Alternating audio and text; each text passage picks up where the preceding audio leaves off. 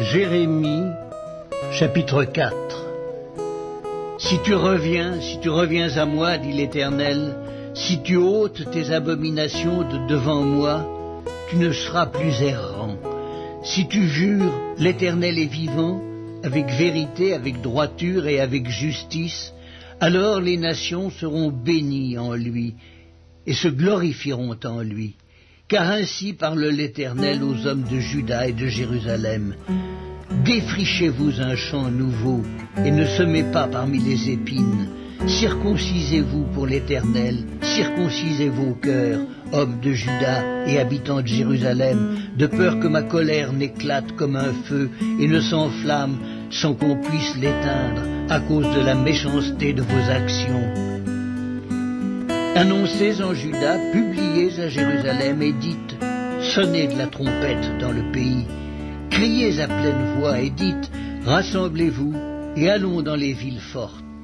Élevez une bannière vers Sion, fuyez, ne vous arrêtez pas, car je fais venir du septentrion le malheur et un grand désastre. Le lion s'élance de son taillis, le destructeur des nations est en marche. Il a quitté son lieu pour ravager ton pays. Tes villes seront ruinées, il n'y aura plus d'habitants. C'est pourquoi couvrez-vous de sacs, pleurez et gémissez, car la colère ardente de l'Éternel ne se détourne pas de nous. En ce jour-là, dit l'Éternel, le roi et les chefs perdront courage, les sacrificateurs seront étonnés et les prophètes stupéfaits. Je dis, ah Seigneur éternel, tu as donc trompé ce peuple et Jérusalem en disant, vous aurez la paix, et cependant l'épée menace leur vie. En ce temps-là, il sera dit à ce peuple et à Jérusalem, un vent brûlant souffle des lieux élevés du désert sur le chemin de la fille de mon peuple. Non pour vanner ni pour nettoyer le grain, c'est un vent impétueux qui vient de là jusqu'à moi. Maintenant, je prononcerai leur sentence. Voici, le destructeur s'avance comme les nuées. Ses chars sont comme un tourbillon, ses chevaux sont plus légers que les aigles. Malheur à nous, car nous sommes détruits. Purifie ton cœur du mal, Jérusalem, afin que tu sois sauvé. Jusque à quand garderas-tu dans ton cœur tes pensées iniques? Car une voix qui part dedans annonce la calamité et la publie depuis la montagne d'Éphraïm. Dites-le aux nations, faites-le connaître à Jérusalem. Des assiégeants viennent d'une terre lointaine. Ils poussent des cris contre les villes de Juda. Comme ceux qui gardent un champ, ils entourent Jérusalem, car elle s'est révoltée contre moi, dit l'Éternel. C'est là le produit de tes voix et de tes actions, c'est là le produit de ta méchanceté. Certes, cela est amer, cela pénètre jusqu'à ton cœur.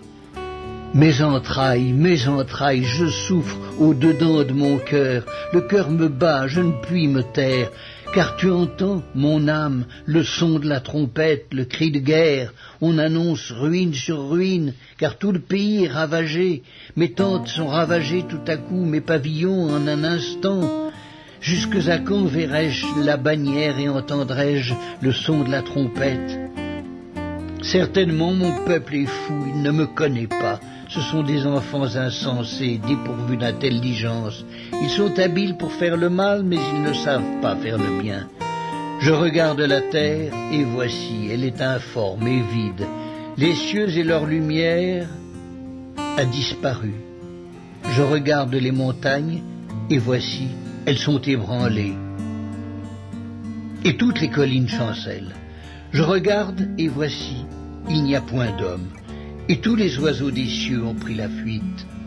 Je regarde, et voici, le Carmel est un désert, et toutes ses villes sont détruites devant l'Éternel, devant son ardente colère. Car ainsi parle l'Éternel. Tout le pays sera dévasté, mais je ne ferai pas une entière destruction. À cause de cela, le pays est en deuil, et les cieux en haut sont obscurcis. Car je l'ai dit, je l'ai résolu, et je ne m'en repens pas, je ne me rétracterai pas.